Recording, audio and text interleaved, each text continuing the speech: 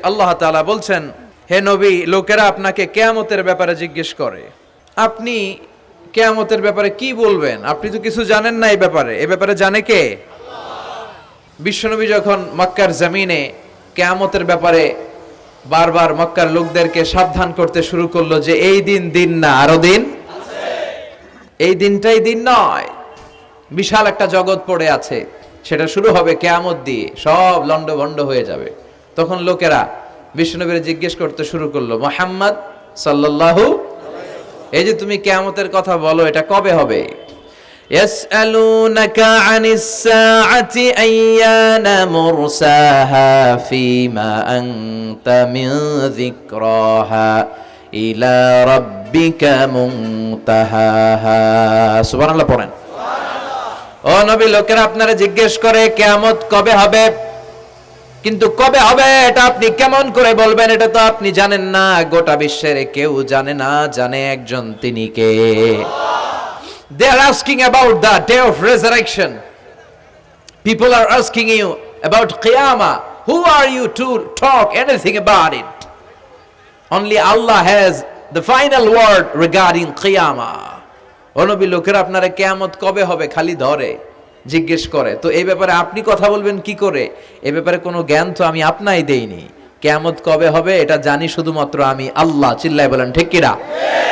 বিশ্বনবী মক্কায় কিয়ামতের ঘোষণা দিলেন। বিশ্বনবী বললেন, এই পৃথিবী এরকম থাকবে না, সব ভেঙে চুরে খান খান হয়ে যাবে। আল কারিআতু মাল কারিআতু ওয়া মা আদরাকা মাল কারিআহ। বিকট একটা আওয়াজ হবে, ইসরাফিল যখন সিংহায় ফুৎকার দিবে, গোটা বিশ্বটারে মেসাকার করে দিবে কে?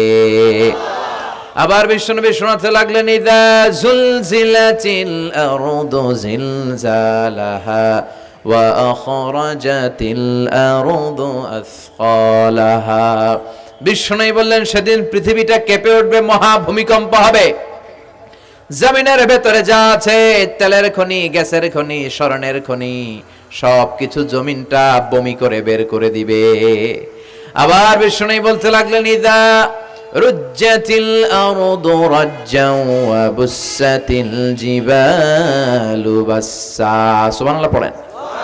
জমিনটা কেঁপে উঠবে, পাহাড়গুলো ভেঙে চুরে দুমড়ে মুচড়ে যাবে, গোটা বিশ্বটা কেঁপে উঠবে, সাগরের বুকে দাউ দাউ করে আগুন জ্বলবে। সেই দিনটা হচ্ছে কিয়ামতের দিন। বিশ্বনবীর মুখ থেকে বারবার এই কিয়ামত শুনতে শুনতে কাফেরদের মনের ভিতরে ভয় ঢুকে গেছে। কাফেররা মনে মনে কয়, এই মুহাম্মদের তো কোনোদিন মিথ্যা কথা বলতে শুনি নাই। শুনছে? বিশ্বনবী ওনার পুরো জীবনে একটি মিথ্যা কথা বলেছেন, একটি অসত্য কথাও তিনি বলেছেন। ওদের মনের ভিতরে ভয় ঢুকে গেছে, কিরে মুহাম্মদ যা বলে তাই তো হয়। এই যে মুহাম্মদ বারবার কিয়ামতের কথা বলতেছে, যদি সত্য হয়, যদি, চলো মুহাম্মদের জিজ্ঞেস করি যে এই যে কিয়ামতের কথা তুমি বলো, এটা কবে হবে? সুবহানাল্লাহ পড়বেন না? সবাই এসে জিজ্ঞেস করলো, মুহাম্মদ তুমি তো মিথ্যা বলো না, তুমি সত্যবাদী আর সাদিকাল আমিন, তুমি বলো কিয়ামত হবে, আমাদের জানতে বড় মন চায় কিয়ামত যে হবে, কিয়ামতটা কবে হবে? আল্লাহ তখনই আয়াত নাজিল করে বললেন, নবী ওরা জিজ্ঞেস করে কিয়ামত কবে হবে, কিন্তু আপনি বলবেন কেমনে? বলতে পারে একজন, তিনি কে? ইন্নাস সাআতা লাআতিয়াতুন লা রাইবা ফিহা ওয়ালাকিন্না আকসারান নাসি লা ইউমিনুন। আল্লাহ বললেন কিয়ামতটা হবেই হবে, এতে কোনো সন্দেহ নাই। সন্দেহ আছে নাকি? এটা কিন্তু ঈমানের সাথে সম্পৃক্ত। কিয়ামত যে হবে, আমাদের কারো সন্দেহ আছে? কারো সন্দেহ নাই। কারো কি এমন ক্ষমতা আছে যে কিয়ামতকে আটকায় দিবে? বলেন। পৃথিবীর কোন প্রধানমন্ত্রী, প্রেসিডেন্ট, পুলিশ প্রধান, র্যাবের প্রধান, বিডিআর, সেনাবাহিনী, Donald Trump, Barack Obama, George W Bush, Vladimir Putin, Narendra Modi, পৃথিবীর কেউ এই কিয়ামতকে আটকায় রাখতে পারে? অসম্ভব। কিয়ামত হবেই, কেউ কিয়ামতকে ঠেকায় রাখতে পারবে না। এটা হবে, কিন্তু কবে হবে কেউ জানে না, একজন ছাড়া, তিনি কে? ইন্নাল্লাহা ইনদাহু ইলমুস সাআহ। আল্লাহর কাছে আছে এই কিয়ামতের জ্ঞান, কেউ এই জ্ঞান রাখে না। সাইয়েদনা জিবরাইল বিশ্বনবীকে একবার প্রশ্ন করলেন, ইয়া রাসূলুল্লাহ সাল্লাল্লাহু আলাইহি ওয়াসাল্লাম, মাতা সাআহ, এই যে আপনি কিয়ামতের কথা বলেন, এই কিয়ামতটা কখন হবে? বিষ্ণু বললেন, মাল মাসউলু আনহা বিআলামা মিনাস সাইল। ও জিবরাইল, তুমি যেমনি জানো না, আমিও জানি না। সুবহানাল্লাহ পড়েন। যারা জিজ্ঞেস করা হয়েছে সে জিজ্ঞাসাকারীর চেয়ে ভালো জানে না। মানে তোমার যা দশা আমারও একই দশা, তুমিও জানো না আমিও জানি না, তো জানে কে? আল্লাহ। আবার এক সাহাবী বললেন, ইয়া রাসূলুল্লাহ মাতাস সাআ, কিয়ামত কবে হবে? বিশ্বনবী কোনো উত্তর না দিয়ে আবার সাহাবীরে প্রশ্ন করলেন, বললেন, ওয়া মাযা আ'দাতা লিস-সাআ, কিয়ামত কবে হবে জানার জন্য পাগল হলে কেন? কিয়ামতের জন্য তুমি কি প্রস্তুত করে রেখেছো? সাহাবী বলে, মা আ'দাতু লাহা শাইআন ইয়া রাসূলুল্লাহ, ইয়া রাসূলুল্লাহ আমি কিয়ামতের জন্য কিছুই প্রস্তুত করতে পারি নাই। ইল্লা আন্নী উহিব্বুল্লাহ ওয়া রাসূলুহু, তবে একটা জিনিস আছে, সেটা কি? সেটা হচ্ছে আমি আল্লাহরে আর আল্লাহর রাসূলরে বড় ভালোবাসি। বিষ্ণু বললেন, ফাইন্নাকা মা আমান আহবাবতা, তুমি তো ভালো জিনিসে জোগাড় করেছো। জেনে রাখো, তুমি যাদেরকে ভালোবাসো কিয়ামতের দিন জান্নাতে ঢুকে কিয়ামতের পরে জান্নাতে তাদের সাথেই তুমি থাকবা। যার সাথে যার ভালোবাসা তার সাথেই তার জান্নাত। চিল্লায় বলেন ঠিক কি না? তাহলে বোঝা গেল এই কিয়ামত হবেই। এই কিয়ামতরে কেউ ঠেকায় রাখতে পারে না। আর কিয়ামত কবে হবে এটা কেউ জানেও না, এমনকি জিবরাইলও জানতেন না। সাইয়েদনা জিবরাইল, এমনকি বিশ্বনবী মুহাম্মদ রাসূলুল্লাহ সাল্লাল্লাহু আলাইহি ওয়াসাল্লামও জানতেন না। জানে শুধু একজন, তিনি কে? আল্লাহ। কিন্তু অনেকে দেখবেন ইদানিং কালে বলে ফেলে যে অমুক সালে কিয়ামত। আছে না নাই? বই ঘরে নাই এগুলা? হ্যাঁ, অনেক জায়গায় কিন্তু এরকম বলে 25 সালে কিয়ামত, 30 সালে, 35, 40। এটা বলার ক্ষমতা আপনারা দিয়েছে কে? এটা তো মিনাল উমুর আল গায়বিয়াত, অদৃশ্যের খবর। অদৃশ্যের খবর তো কেউ জানে না, কে জানে? আল্লাহ। অদৃশ্যের খবরের ব্যাপারে কিছু বলতে চাওয়া মানে অদৃশ্যের ব্যাপারে হস্তক্ষেপ করা, এটা কুফরি। কথা বলেন। এজন্য কিয়ামত কবে হবে এক্সাক্ট টাইম এটা আল্লাহ জানে, বিশ্বনবীও জানতেন না। তবে বিশ্বনবী কিয়ামতের কিছু আলামত আমাদের সাথে শেয়ার করেছেন। হাদিসের পরতে পরতে, হাদিসের প্রামাণ্য কিতাবগুলোতে যখন আপনি পড়বেন, চ্যাপ্টারগুলোতে পড়বেন, বিভিন্ন জায়গায়, বিভিন্ন নসিহাতে, বিভিন্ন আলোচনায় বিশ্বনবী মুহাম্মদ রাসূলুল্লাহ তিনি বর্ণনা করেছেন যে কিয়ামতের আগ দিয়ে গোটা বিশ্বের, গোটা পৃথিবীর সামাজিক অবস্থা, রাষ্ট্রীয় অবস্থা, পারিবারিক অবস্থা এরকম হবে। কি কি আলামত বিশ্বনবী বলে গেলেন আমাদের জানার দরকার আছে না নাই? আমরাও কিন্তু অবাক করা কোনো কাণ্ড দেখলে বলে ফেলি এটা কিয়ামতের আলামত, বলি না? কথা বলেন। আমরা যদি বেহায়াপনা দেখি, বিশেষ করে ধর্মপ্রাণ মুরব্বী যারা আছে, এরা বেহায়াপনা দেখলে সহ্য করতে পারে না। এরা বলে এগুলো কিয়ামতের আলামত। আছে না নাই? কিয়ামতের আলামত। আমি এরকম দেখেছি যে একটা সন্তান মায়ের পেট থেকে ভূমিষ্ঠ হয়েছে, কিন্তু ওই সন্তানের মাথা দুইটা। কয়টা? আছে না নাই? তো এগুলো দেখলে আমরা কি বলি? কিয়ামতের আলামত। কিন্তু বিশ্বনবী কিয়ামতের আলামতের ব্যাপারে কি বললেন, আমাদের কি শোনালেন, জানতে মনে চায়? কথা বলেন, শুনতে মনে চায়? আসেন আজকের এই চমৎকার রজনীতে কিয়ামতের আলামতের ব্যাপারে, আলামাতুল কিয়ামা, আশরাতুস সাআ, আস-সুগরা ওয়াল কুবরা, এগুলো আমরা জানার চেষ্টা করি। আপনি বিশ্বনবীর মুখনিসৃত এই বাণীগুলো যদি শোনেন যে কিয়ামতের আলামতের ব্যাপারে বিশ্বনবী কি বলেছে, শুনলে আপনার গা শিহরিয়ে উঠবে। আপনার মনে হবে বিশ্বনবী যেন এই একবিংশ শতাব্দীর দিকে তাকিয়ে তাকিয়ে বলে গিয়েছিলেন। মনে হবে যেন বিশ্বনবী বাংলাদেশের এই পরিবেশটা দেখে দেখে বলেছেন। প্রায় প্রতিটাই আমাদের সমাজের সাথে, আমাদের দেশের সাথে, আমাদের পরিবেশের সাথে খাপ খেয়ে যায়। কিয়ামতের আলামতগুলো দুই ভাগে বিভক্ত। একটু আওয়াজ করে উত্তর দিতে হবে, কয় ভাগ? একটা ছোট আলামত আর একটা বড় আলামত। চিল্লায় বলেন একটা, আর একটা, আবার বলেন একটা, আর একটা। বড় আলামত মোট 10টা। কয়টা? আল্লাহর মেহেরবানি 10টার একটাও প্রকাশ পায় নাই, একটাও প্রকাশ পায় নাই। কিন্তু কিয়ামতের ছোট আলামতগুলো অনেকগুলো আলামত, 30, 40, 35 এরকম হয়ে যাবে। এই ছোট আলামতগুলোর বেশিরভাগই আমাদের সমাজে প্রকাশিত হতে শুরু করেছে।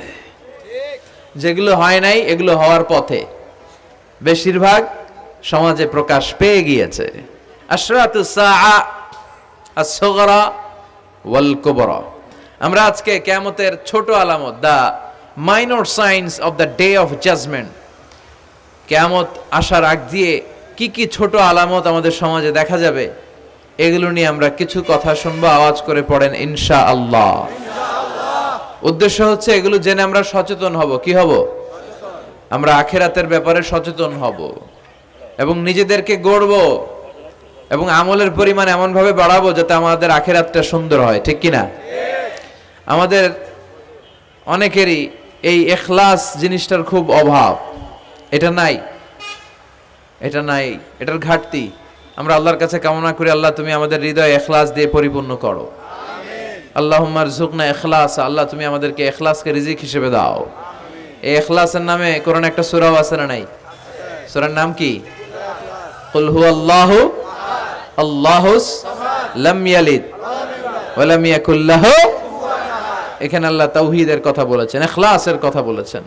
এজন্য আমরা যেন ইখলাসের সাথে শুনি, ইখলাসের সাথে আমল করি। আল্লাহ তুমি তৌফিক দাও। আমিন। বিশ্বনবী কিয়ামতের ছোট আলামতের ব্যাপারে যা যা বললেন সেগুলো যদি আমরা ধারাবাহিকভাবে শুনতে চাই, তাহলে প্রথমেই যে আলামতটার কথা বলতে হবে সেটা হচ্ছে বিআসাতু রাসূলিল্লাহি সাল্লাল্লাহু আলাইহি ওয়াসাল্লাম। বিশ্বনবীর এই পৃথিবীতে, এই ধরাতে আগমনটাই হচ্ছে কিয়ামতের সর্বপ্রথম আলামত। সুবহানাল্লাহ কইতে পারলেন না? বিশ্বনবীর আগমন পৃথিবীতে হয়েছে কি হয় নাই? কথা বলেন। বিশ্বনবী যে আসছেন আবার চলে গেছেন, বিশ্বনবীর আগমনটা হয়ে গিয়েছে পৃথিবীতে কয় বছর চলে গেল? হ্যাঁ, প্রায় 1400-1500 বছর চলে গেল, এখনো কিয়ামত হয় নাই। সুবহানাল্লাহ পড়েন। বিশ্বনবী বলতেন বুইস্তু আনা ওয়া সাআতু কাহাতাইন, আমি এবং কিয়ামত এইভাবে পিঠাপিঠি হয়ে নাজিল হয়েছি। এই আঙ্গুল থেকে এই আঙ্গুলের মাঝখানে যেমনি তেমন কোনো ব্যবধান নাই, আমি বিশ্বনবী আর কিয়ামতের মাঝখানেও তেমন কোনো ব্যবধান নাই। বিশ্বনবী সাহাবাদেরকে বুঝাতে যে প্রায় এরকম আঙ্গুল ব্যবহার করতেন, ইশারা দিতেন, আঁকাঝোঁকা করতেন। এখন আধুনিক শিক্ষা পদ্ধতিতে এগুলো ব্যবহার হতে শুরু হয়েছে। এগুলো সব বিশ্বনবীর মেথোডোলজি। সুবহানাল্লাহ পড়বেন না? বিশ্বনবী আবার আরেক জায়গায় বলেছিলেন আনা ওয়া কাফিলুল ইয়াতীমি কাহাতাইন, আমার আঙ্গুলের দিকে দেখতেছেন? হ্যাঁ, আনা ওয়া কাফিলুল ইয়াতীমি কাহাতাইন, আমি আর ইয়াতীমের রক্ষণাবেক্ষণকারী জান্নাতে এরকম কাছাকাছি থাকবো। এই দুই আঙ্গুল যেমনি কাছাকাছি, আমি আর ইয়াতীমের রক্ষণাবেক্ষণকারী এরকম জান্নাতে থাকবো কাছাকাছি। আমরা এখন রক্ষণাবেক্ষণ করব কি? ইয়াতীমের সম্পদ লুণ্ঠনের ক্ষেত্রে আমরা এক নাম্বার। চিল্লা এখন ঠিক কিনা? ইয়াতীমের মাথায় হাত বুলিয়ে দিলে আল্লাহ খুশি হয়ে যায়। ইয়াতীমদেরকে ভালোবাসলে আল্লাহ তারে ভালোবাসে।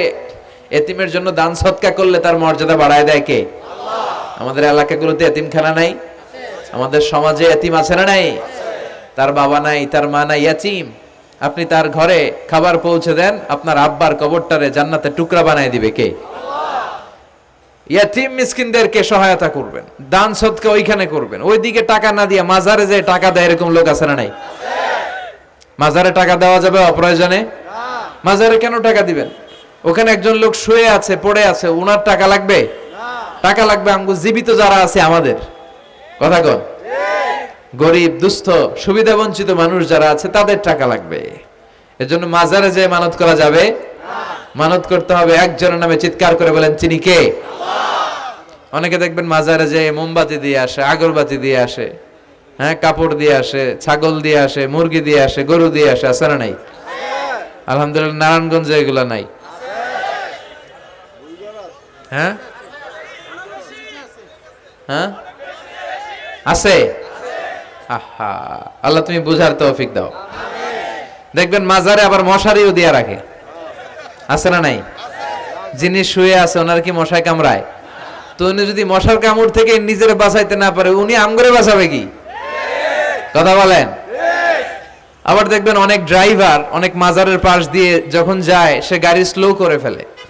ড্রাইভারকে জিজ্ঞেস করেন যে তুমি স্লো করলা কেন? সে বলে এখানে বাবার মাজার, বাবা অনেক গরম। গাড়ি উল্টায়া দিবার পারে। কি করতে পারে? আচ্ছা, গাড়ি উল্টালে কি হয়? দুর্ঘটনা হয়, মানুষ মারা যায়। যারা মানুষ মারে এরা কি বাবা নাকি ডাকাত? তো এ কেমন আল্লাহর ওলি, সে মানুষ মেরে ফেলে। আপনি একটু আকল খাটালে আপনি বুঝতে পারবেন যে এগুলোর সাথে ইসলামের কোনো সম্পর্ক নাই। ইসলাম শিখায় চাইতে হবে একজনের কাছে। ইদা সাআলতা ফাসআলিল্লাহ, ফরিয়াদ করবা তো কার কাছে করব? চাইতে হবে কার কাছে? ছেলে চান কে দিবে? মেয়ে চান কে দিবে? ছেলে মেয়ে দুইটা চান কে দিবে? ব্যবসায় সফল হতে চান কে দিবে? জান্নাতি হতে চান কে দিবে? আল্লাহ ছাড়া কেউ কিছু দিতে পারে? বিশ্বনবী মুহাম্মদুর রাসূলুল্লাহ সাল্লাল্লাহু আলাইহি সাল্লাম কি আমাদের কিছু দিতে পারে? না। এজন্য ওনার কবরে যেও চাওয়া যায় না, ওনারে সালাম দেওয়া যায়। ওখানে যে বিশ্বনবীকে সালাতু সালাম পাঠানো যায়, কিন্তু বিশ্বনবীরে বলা যায় না, ইয়া রাসূলুল্লাহ আমার একটা মেয়ে দেন, আমার একটা ছেলে দেন, ইয়া রাসূলুল্লাহ আমার নির্বাচনে পাশ করাইয়া দেন। এখন নির্বাচন আসছে নতুন না, প্রায় দেখি অ্যানাউন্সমেন্ট চলতেছে কাউন্সিলর নির্বাচন। তো বিশ্বনবীর কবরের সামনে দাঁড়িয়েও চাওয়া যায় না।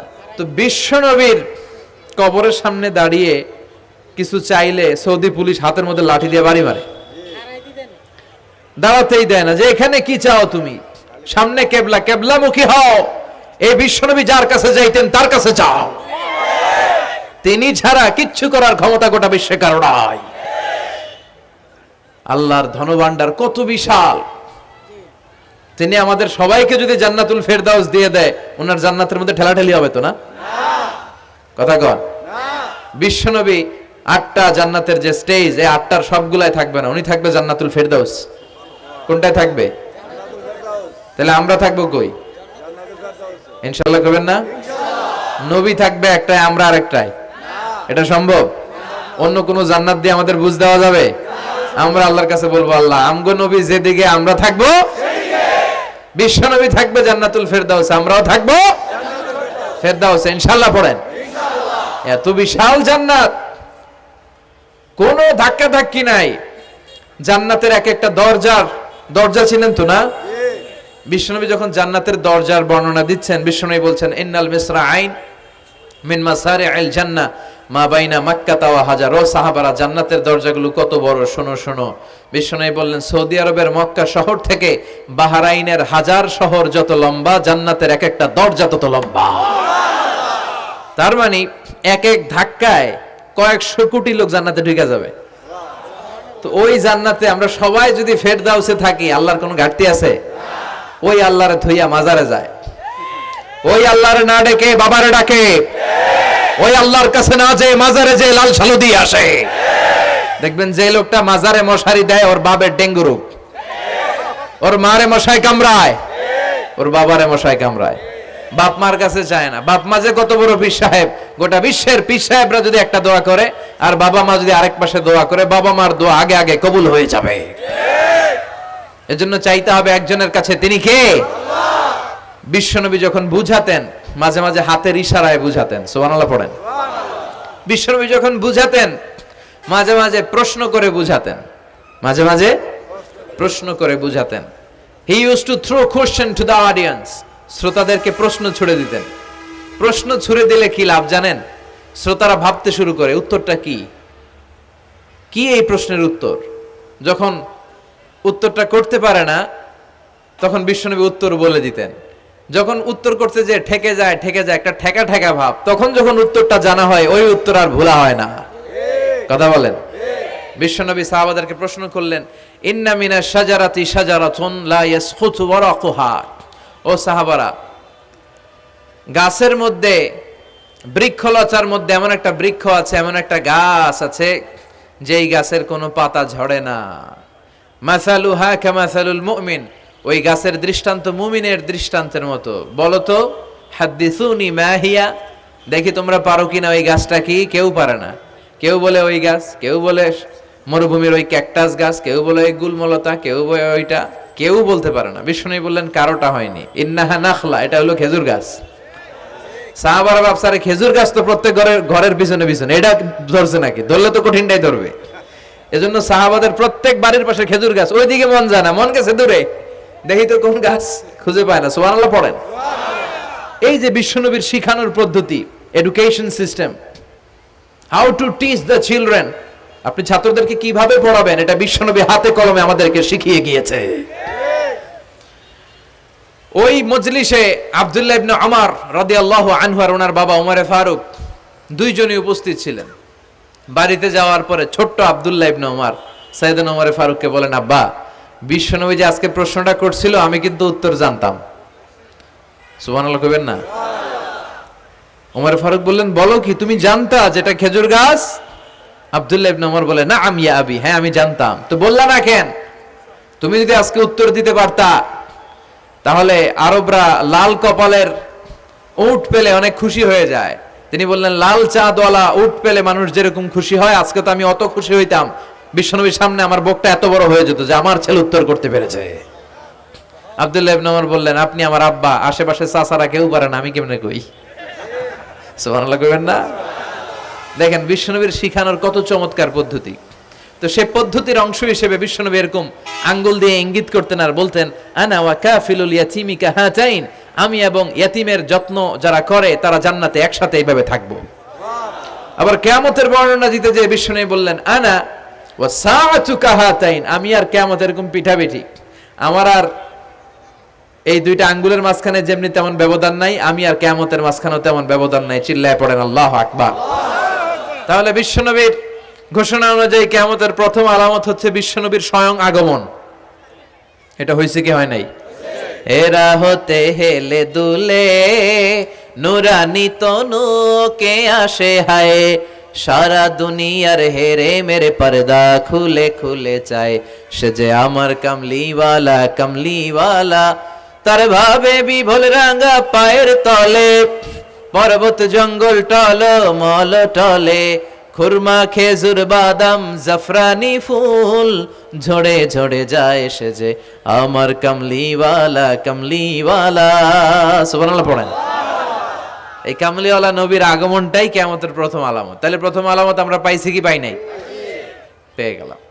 এরপরে বিষ্ণু বলেছেন, যুহুর কাসরাতিল ফিতান বিআনওয়াইহা, কিয়ামতের আগ দিয়ে সমাজে ফিতনা ফাসাদ বেড়ে যাবে।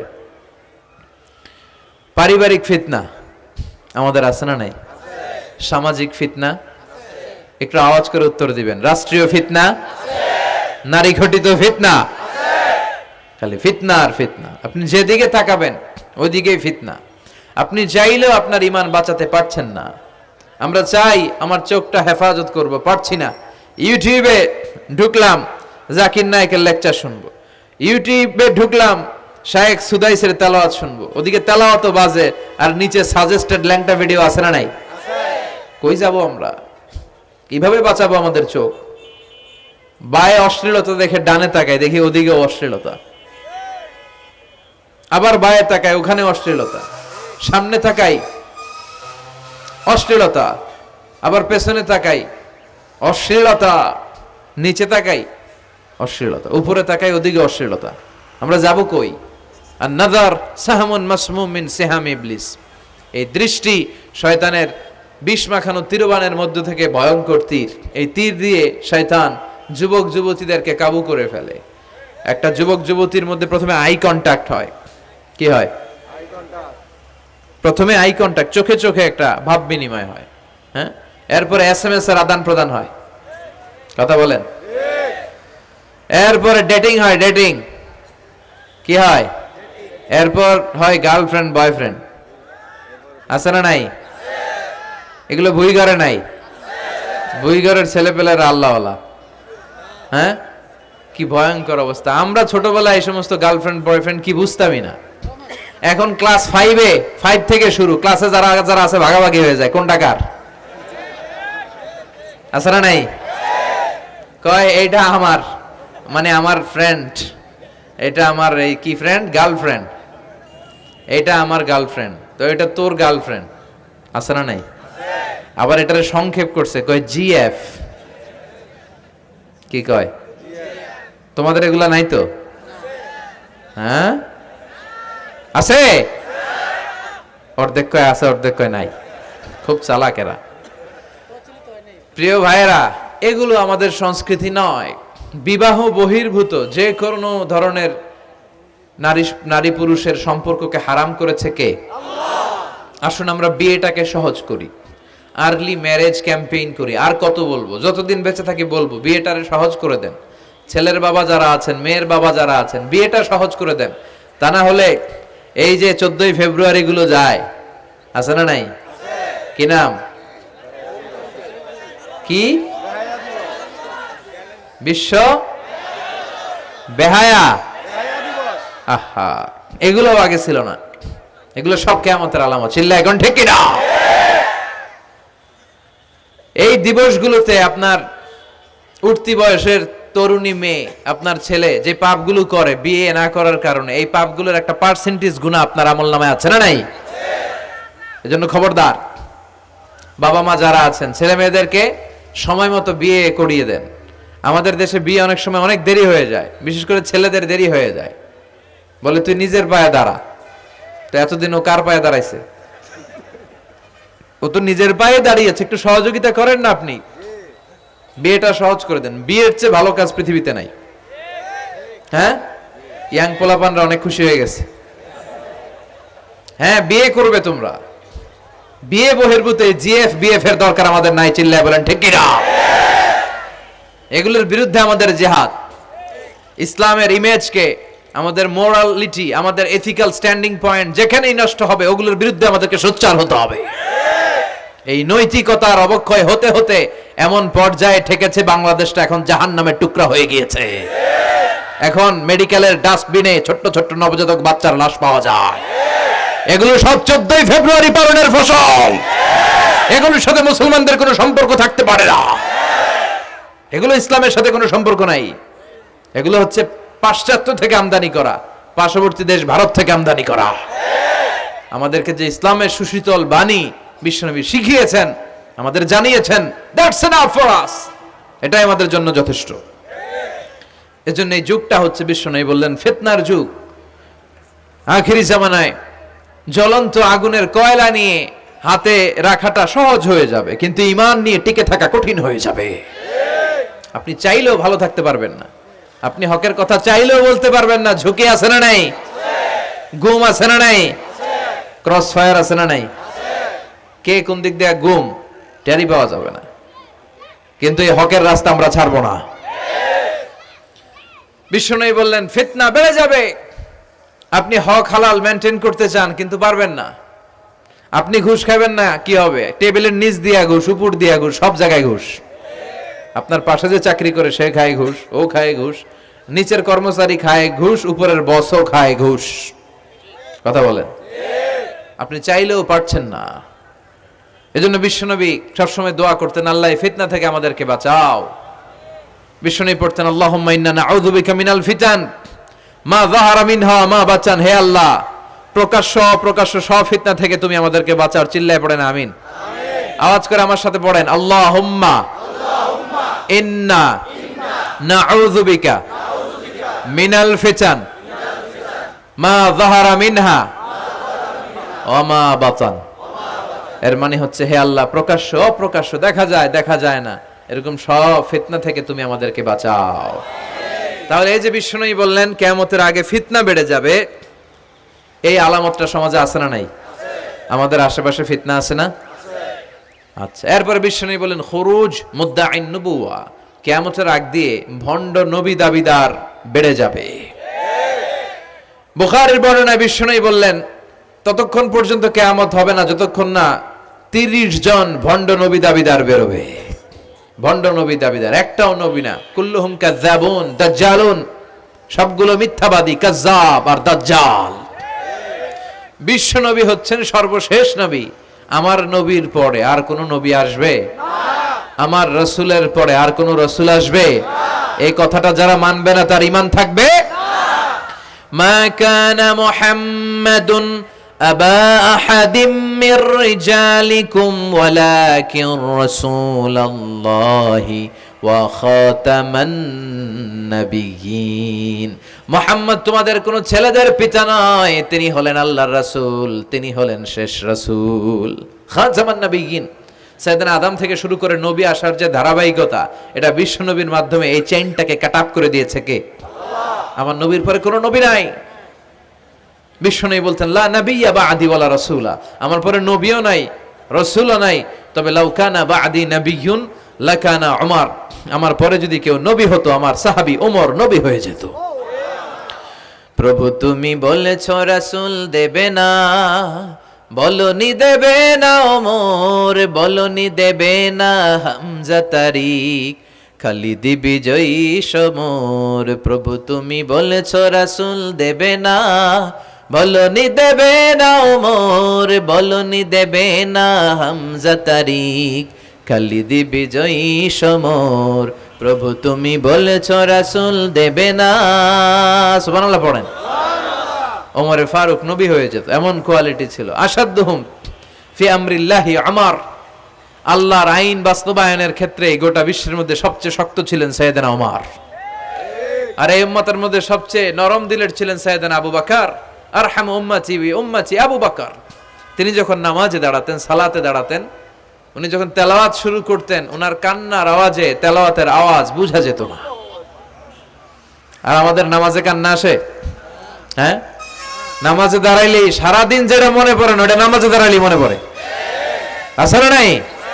নামাজেও দাঁড়ায়, আবার বিপিএল এ কি হইলো ওই টেনশন আছে না নাই? নামাজও পড়ে, আবার মাশরাফি কি আউট, এখন তো আবার উনি কি এমপি না, মাননীয় এমপি মাশরাফি। এমপি বললে কেমন জানে লাগে, শুধু মাশরাফি বলতে ভালো লাগে, কথা কন। তো উনি কি আউট নাকি ছক্কা, এই টেনশন গুলো আছে না নাই? আহা, এই তো আমাদের নামাজ। এই নামাজগুলো মিজানের পাল্লায় উঠালে কোনো ওজন হবে? কথা বলেন। বিশ্বনবী যখন সালাত পড়তেন, বিশ্বনবীর পা গুলো ফুলে, হাত্তা তাতাওয়াররামু খাদামা, টিউমার যেমনি ফুলে থাকে, বিশ্বনবীর পা গুলো ফুলে যেত। তাহাজ্জুদ পড়তে পড়তে দাঁড়িয়ে থাকতে থাকতে হাত দুইটা প্যারালাইজড হয়ে যেত, আর নাড়াতে পারে না। এরপরে তিনি হাত ছেড়ে দিতেন প্রশান্তির জন্য, এরপরে হাত ছেড়ে দিয়ে কেরাত পড়তেন, আবার যখন ভাল লাগতো আবার ধরতেন। সুবহানাল্লাহ পড়ে। আলী কারামাল্লাহু ওয়াজহার পায়ের ভেতরে এক যুদ্ধে তীর ঢুকে গেল। এই তীর টেনে বের করা যায় না, তীর টান দিলেই উনি চিৎকার মারে, জখম হয়েছে অনেক ভিতরে। বিশ্বনবী বললেন, আরিহনা বিসসালা ইয়া বিলাল, আকিমিস সালা, বেলাল আজান দাও, নামাজ শুরু করি। নামাজ শুরুর আগে আরেক সাহাবীরে বললেন, আলী যখন জামাতের কাতারে দাঁড়াবে, তুমি নামাজে না দাঁড়িয়ে আলীর পায়ের সামনে যে ওই পায়ের তীরটা টান দিয়ে বের করবা। সুবহানাল্লাহ পড়েন। একামত হলো, বিশ্বনবী সালাত শুরু করলেন। বিশ্বনবীর কথা অনুযায়ী ওই সাহাবী যে আলী কারামাল্লাহু ওয়াজহার পা থেকে টান দিয়ে তীরটা বের করে নিয়ে আসলেন, ফিনকি দিয়ে রক্ত বেরোলো, জায়গাটা রক্তে সয়লাভ, কিন্তু সাইয়েদনা আলী কারামাল্লাহু ওয়াজহা টেরই পায় নাই। সালাত শেষ, উনি দেখেন পায়ের মধ্যে তীর নাই, রক্তের সয়লাভ, যেখানে দাঁড়ালেন ওখানে খালি রক্ত। বিশ্বনবীরে বললেন, ও নবী আমার পায়ের তীর কই? বিশ্বনবী বললেন, আলী রে, আমি জানি তুমি যখন যায় নামাজে নামাজের জন্য দাঁড়িয়ে যাও, দিন দুনিয়ার হুঁশ তোমার থাকে না, তোমার হৃদয়টা এখানে থাকে না, দেহটা এখানে থাকে, হৃদয়টা চলে যায় আল্লাহর আরশের উপরে। উনাদেরও নামাজ, আমাদেরও। সাহাবারা যখন মরুভূমিতে নামাজ পড়তেন, মরুভূমির পাখিগুলো এসে সাহাবাদের মাথার উপরে বসে যেত। পাখিগুলো মনে করতো এগুলো মরুভূমির খেজুর গাছটা হবে। কি হবে? কারণ নড়ে চড়ে না তো, আমাদের মতো তো এরকম দাড়ি চুলকা না, এরকম জামা ঠিক করে না, দাঁড়াইছে তো দাঁড়াইছেই। সুবহানাল্লাহ পড়েন। তো ইবাদতে এরকম আন্তরিকতা, একাগ্রতার দরকার আছে না নাই? বিশ্বনবীর পরে কোন নবী হবে না, কিন্তু বিশ্বনবী বললেন কিয়ামতের আগে এরকম অনেক ভণ্ড নবী দাবিদার বের হবে। বিশ্বনবীর সময়কালেই এক ভণ্ড নবী দাবিদার বের হয়েছিল, ওর নাম হচ্ছে মুসাইলামাতুল কাযযাব।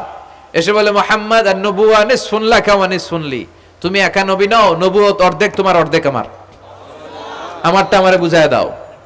বিষ্ণু বললেন, তোরে বুঝায় দেবো? আনতা লাস্তা মুসাইলামা ফাকাত, আনতা মুসাইলামাতুল কাযযাব, আজ থেকে তুই শুধু মুসাইলামা না, তুই ভণ্ড মুসাইলামা, তুই মিথ্যাবাদী মুসাইলামা। বিশ্বনবীর পরে এরকম আলজেরিয়াতে অনেক ভণ্ড নবী দাবিদার বের হয়েছে। এই যে ভারতবর্ষের ইন্ডিয়া পাকিস্তান, এখানে পাঞ্জাব একটা এলাকা আছে, নাম শুনছেন? গোলাম মির্জা গোলাম আহমদ কাদিয়ানি, এই বেয়াদবটাও নবুয়ত দাবি করেছে। নাউজুবিল্লাহ পড়তে পারলেন না? সে প্রথমে দাবি করছে আমি শেষ নবী, এরপরে সে দাবি করছে আমি ইমাম মাহাদি, এরপর সে দাবি করছে আমি ঈসা আল মাসিহ। এই ভণ্ডটার অনুসারী বাংলার জমিনেও আছে না নাই? এদেরকে রাষ্ট্রীয়ভাবে কাফের হিসেবে আখ্যা দেওয়ার দরকার আছে না নাই? এত আন্দোলন হয়, এত কথা হয়, কিন্তু সরকারের টনক নড়ে না। এদেরকে রাষ্ট্রীয়ভাবে কাফের হিসেবে ঘোষণা দিতে হবে, সার্কুলার জারি করে চিল্লায় বলেন ঠিক কিনা? এরা মুসলমান নয়। কারণ আপনি শুধু লা ইলাহা মানলেই মুসলমান হতে পারবেন না, মুমিন হতে পারবেন না। বিশ্বনবীর উপর সাক্ষী দেওয়ার দরকার আছে না নাই? বিশ্বনবী শেষ নবী, ওনার পরে কোনো নবীও আসবে না, কোনো রাসূলও আসবে না। চিল্লায় বলেন ঠিক কিনা? এই বেয়াদবটা পায়খানা করতে যায় টাঙ্কি ভাঙ্গা গুয়ের টাঙ্কিতে পয়রা মরছে। শত শত বছরের ময়লা পায়খানাটার মধ্যে জমা, গু খাইতে খাইতে পেটটা হয়েছে এত বড়, আর পারে না। আল্লাহকে খা, জনমের খাওয়া। নবীরা যেখানে মারা যায়, নবীরা নিজে পবিত্র, যেখানে মরে ওই জায়গাটাও, কিন্তু বেয়াদবটা কই মরছে? হ্যাঁ, বাথরুমের টাঙ্কির ভিতরে। তো মেথর নিয়ে আসা হয়েছে, মেথর ভাইরা এসে রশি দিয়ে ওটারে উঠায়। কিছু দূর ওঠার পরে এত ওজন, রশি টসি ভাঙ্গে আবার ধস করে পড়ে, আবার উঠায়, আবার পরে আল্লাহকে জনমের মতো ঘু খাইয়া নে। বিষ্ণুর সাথে বেয়াদবি করেছিস, তোর ইজ্জতের 12টা আমি বাজায় দিলাম। চিল্লা এখন ঠিক কিনা?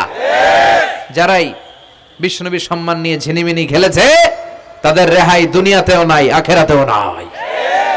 এই মুসাইলামা দুনিয়াতেই অপমানিত হয়েছিল। সে বিষ্ণুনবীকে নকল করত, কপি করত, বেয়াদবি করত, স্পর্ধা দেখাতো। বিশ্বনবী কোন গাছের মধ্যে হাত লাগালে ওই গাছের ফলন বেড়ে যেত। সে বলতো আমি নবী। তার এলাকার লোকেরা বলে তাহলে বিশ্বনবী মুহাম্মদের মতো তুমি আমাদের এলাকার গাছে হাত লাগাও। সে কোনো গাছে হাত লাগাইলে ওই গাছের সব ফল মরে যেত। বিশ্বনবী কোন লোনা পানির কুয়ার ভেতরে অজু করে কুলির পানি ফেললে ওই লোনা পানির কুয়া মিঠা পানির কুয়াতে পরিণত হতো। আর এই বদমাসটা যদি মিঠা পানির কোন কুয়ার মধ্যে কুলি ফেলাইতো, ওইটা লোনা পানির কুয়া হয়ে যেত।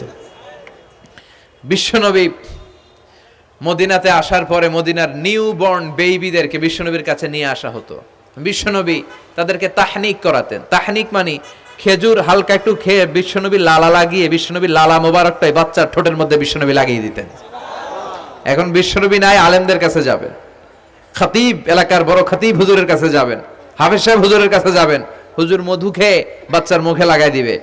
উনি যে সবসময় কোরআন পড়েন, ওনার সিনাতে যে কোরআন, ওইটার বরকত আছে না নাই?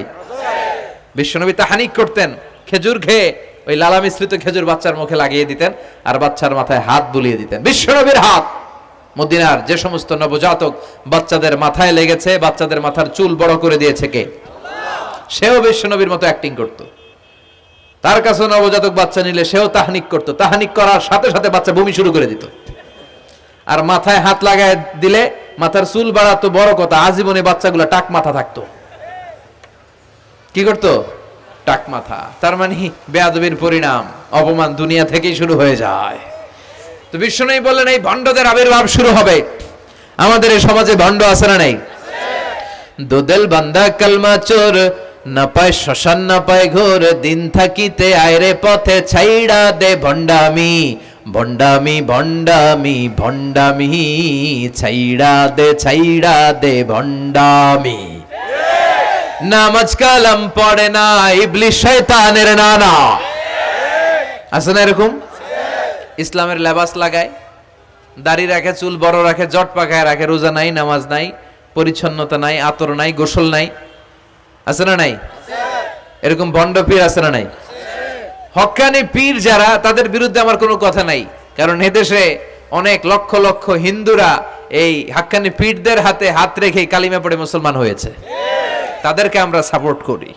আমাদের বিরুদ্ধাচারণার হুঙ্কার হচ্ছে ভণ্ডদের বিরুদ্ধে।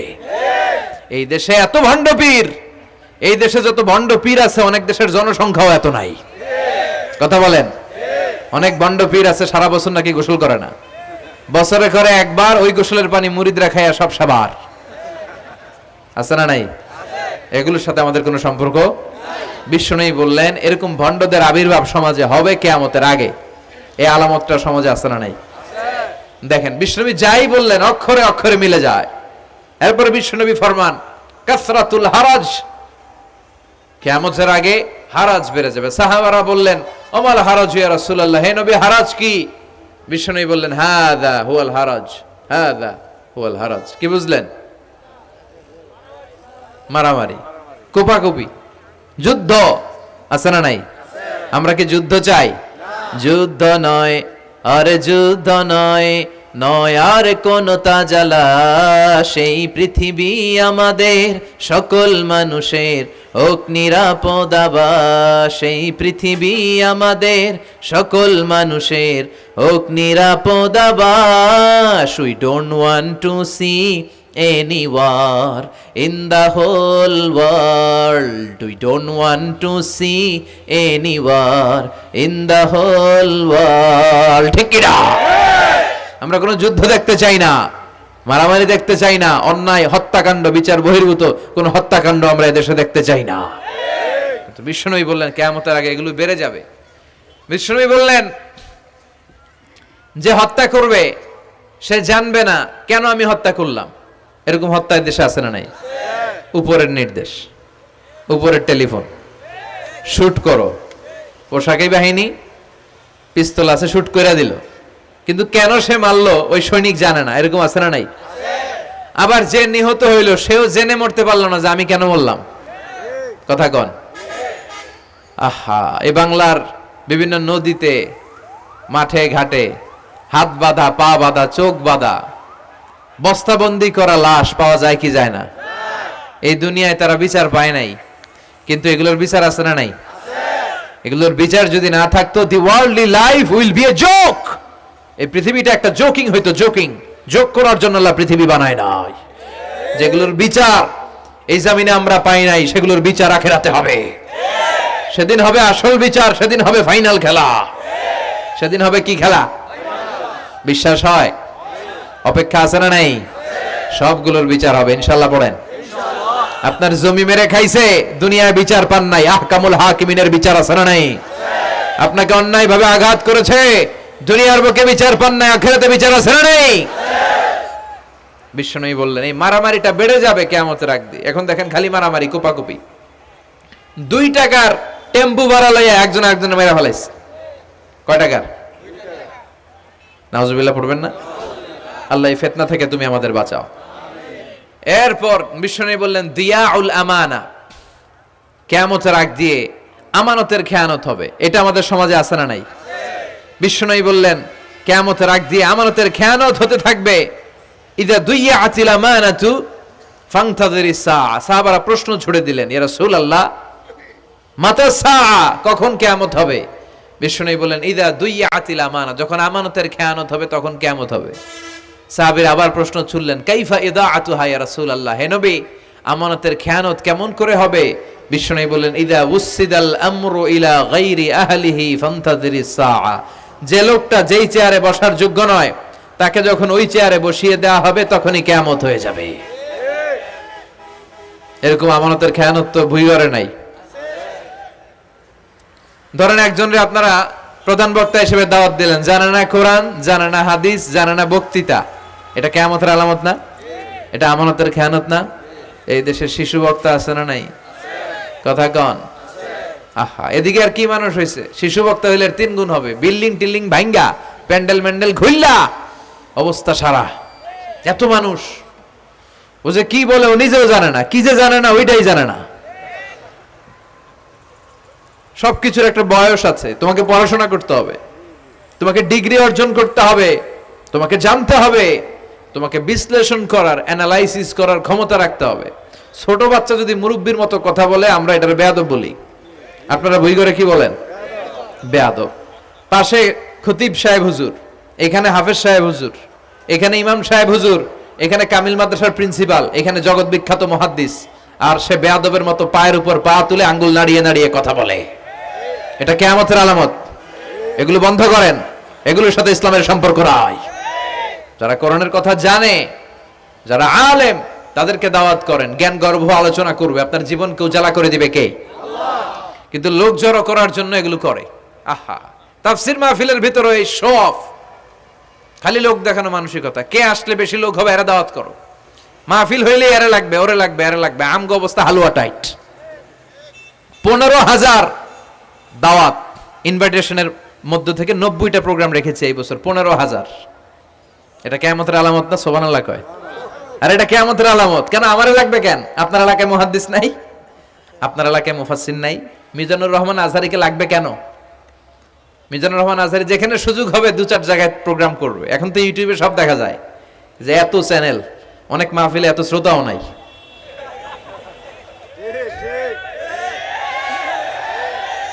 কথা কন, এখন কোথাও যেতে পারি না। আজকে এয়ারপোর্ট থেকে আসার পথে, এয়ারপোর্ট থেকে বের হইতে লাগতেছে আধা ঘন্টা। লোকজনের দাবি হচ্ছে হুজুর সেলফি তুলবো, সেলফি তুলবো, তাও বিভিন্ন অঙ্গভঙ্গি করে, এরকম মুখ বাঁকা করে, এরকম হাত বাঁকা করে। আমি বললাম কি স্টাইল? এটা গ্যাংনম স্টাইল, আছে না নাই? তো এগুলো লৌকিকতা যেন না হয়। এটা তো দিনের দাওয়াতের একটা সেক্টর, একটা প্ল্যাটফর্ম। এখানে ভুইগড়ের যিনি সবচেয়ে বড় খতিব সাহেব হুজুর, উনি আসলেই চলবে, বড় আলেম উনি আসলেই চলবে, পাবনা জেলার বড় আলেম পাবনায় কথা বলবে, আর অন্যান্য জেলার যদি সুযোগ হয়। কিন্তু এমন ভাবে এটারে আমরা একটা আক্রমণাত্মক জায়গায় নিয়েছি। একটা ডেটের জন্য মানুষ সিআইপি ভিআইপি দিয়ে ট্রাই করে, এটা ঠিক না। এই টেন্ডেন্সি থেকে আমরা যেন বেরিয়ে আসি। আমরা, আমাদের দরকার এখলাস। কি দরকার? এখলাসের বড় অভাব। আবার মাহফিলে গেলে আমাদেরকে অনেক ক্রাইটেরিয়া দেয়, বলে হুজুর আপনার কিন্তু আজকে কাঁপাইতে হবে। আমি আসছি কোরআন থেকে কথা বলতে, এখানে কাঁপাকাঁপি হলে তো ভূমিকম্প হয়ে যাবে। কথা বলেন। আবার বলে হুজুর আপনার কিন্তু আজকে জমাই দিয়া যাইতে হবে। কি করতে হবে? জমাইতে হবে। তো এগুলোর সাথে ইখলাসের কোনো সম্পর্ক আছে? আবার বলে হুজুর কেউ যেন না ওঠে, আপনার কিন্তু ধরে রাখতে হবে, মানে আমনে করে সবাইরে ধরে রাখতে হবে, পাও ধরে থাকেন। এগুলোর সাথে হেদায়েতের কোনো সম্পর্ক। এজন্যই তো সমাজে হেদায়েত নাই। মাহফিলের পরে মাহফিল হয়, ফজরের নামাজটা ঠিকমতো হয় না। হেদায়েত শূন্য, হেদায়েত নাই, ইখলাস নাই। কি উদ্দেশ্যে শুনতেছি এটা যেন খেয়াল করে আমল করতে পারে, এই টেন্ডেন্সিটা নাই। আসুন আমরা একটু থামি। স্টপ, থামেন, অনেক হয়েছে। আন্না ইসলাম কি বলে, কি শিখাতে চায়, কি বুঝাতে চায়, ওইটা বুঝার চেষ্টা করেন, ওইভাবে মানার চেষ্টা করেন। কে কি বললো দেখার দরকার নাই, এত লোক জড়ো হওয়ার দরকার নাই। আজকে যদি চ্যানেল একটাও না থাকতো, 10 জন বসে যদি আমার কথা শুনতো, কোনো সমস্যা আছে? কথা বলেন। এজন্য হেদায়েতটা সবচেয়ে বেশি জরুরি, ইখলাসটা জরুরি, আল্লাহর প্রতি ভয়, আস্থা, ভালোবাসা, এটা বেশি জরুরি। আল্লাহ তুমি ইখলাস দিয়ে আমাদের হৃদয়টাকে পূর্ণ করো। তাহলে এই যে যেই লোক যে চেয়ারে বসার যোগ্য না, ওই লোক যদি ওই চেয়ারে বসে, কিয়ামতের আলামত আছে না নাই? চেয়ারম্যান হওয়ার যোগ্যতা যদি না থাকে, যদি চেয়ারম্যান হয়ে যায়, হ্যাঁ, সাইয়্যিদুল কওমি খাদিমুহুম, নেতা হবে তারা যারা মানুষকে খেদমত করবেন। খেদমত করার জন্য 1.5 কোটি টাকা খরচ করে চেয়ারম্যান ইলেকশন করে, 5 কোটি টাকা। এগুলো কেন? এই ট্রেডিশন দেশে আসলো কেন? উনি টাকা খরচ করবে কেন? ওনার চা খাওয়ানো আর সিগারেট খাওয়ানো লাগবে কেন? উনি তো আমাদের খাদেম হওয়ার জন্য আসছে। উনি জনপ্রতিনিধি হয়ে দাঁড়াবে, যাকে আপনারা পছন্দ করবেন ভোট দিবেন না। হাজার হাজার কোটি টাকা, শোডাউন, শো অফ আছে না নাই? কিয়ামতের আলামত। মসজিদের সভাপতির সাথে মসজিদের কোনো সম্পর্ক নাই, আছে না নাই? সব সভাপতিকে আমি এক পাল্লায় মেপে দিচ্ছি না, বেশিরভাগের এই অবস্থা। ভালো 2-1 আছে, আমি জেনারেলাইজ করছি না। সভাপতি তো হবেন তিনি যার সাথে মসজিদের দরদ বেশি, মায়া বেশি, মসজিদে যায় বেশি, ঠিক কিনা? এখন বছরে ওনারা একবার খুঁজে পাওয়া যায় না, উনি সভাপতি, উনি সেক্রেটারি, উনি ক্যাশিয়ার, আছে না নাই? তার মানে উনি এখানে বসার যোগ্য ছিল না, ওনারে বসানো হয়েছে। যেই লোক যেই চেয়ারে বসার যোগ্য নয়, তারা যখন ওই চেয়ারে বসিয়ে দেওয়া হবে, বিশ্বনবী বললেন তখনই কিয়ামত হয়ে যাবে। কিয়ামতের আলামত আমানতের খেয়ানত, এটা অনেক বড় বিষয়। আমার সম্পদ আছে, এই সম্পদটা আল্লাহর দেয়া, আমার কাছে আমানত। আমার শক্তি আছে, এই শক্তি আমানত। যুবক যারা আছো, তোমাদের যৌবনটা আল্লাহর দেয়া, তোমাদের কাছে সবচেয়ে বড় নেয়ামত এবং আমানত। তোমরা এখন চাইলে অনেক কিছু করতে পারো। তোমাদের একটা সদিচ্ছা তোমাদের এলাকাটারে জান্নাতি বানিয়ে দিতে পারে। তোমরা চাইলে সাগরের স্রোতকে পাল্টে দিতে পারো, বাতাসের গতিকে উল্টে দিতে পারো, তোমরা ইতিহাস রচনা করতে পারো। বিশ্বনবী যখন তোমাদের মতো যুবক ছিল, তিনি হালাফুল ফুদুল যুব সংঘ করেছেন। গানের কনসার্ট করে নাই, যাত্রাপালা করে নাই, নাচানাচি করে নাই। উনি হাতে হাত রেখে বলেছেন মক্কার বুকে কোনো টেন্ডারবাজি থাকবে না, মক্কার জমিনে কোনো চাঁদাবাজি থাকবে না, ধর্ষণ থাকবে না, মক্কার জমিনে কোনো দুর্নীতি চলবে না। যুবকদেরকে নিয়ে উনি এই কাজগুলো করেছেন। এখন একটার পর একটা আমানত আমরা খেয়ানত করে চলি। আমার সম্পদ আমার আমানত, আমার ছেলে মেয়ে আমার আমানত। আমার ছেলে কার সাথে মিশে, ও ডিশের কোন চ্যানেল দেখে, ওই ইউটিউবে কোন সাইট ব্রাউজ করে এটার ব্যাপারে কিয়ামতের দিন আমার জিজ্ঞেস করবে কে? আল্লাহ। কারণ এটা আমানত। যিনি চেয়ারম্যান, পুরো ইউনিয়ন পরিষদ তার কাঁধে আমানত। যিনি এমপি, ওনার এলাকায় কি ঘটে না ঘটে এটা খোঁজ খবর নেওয়া তার আমানত।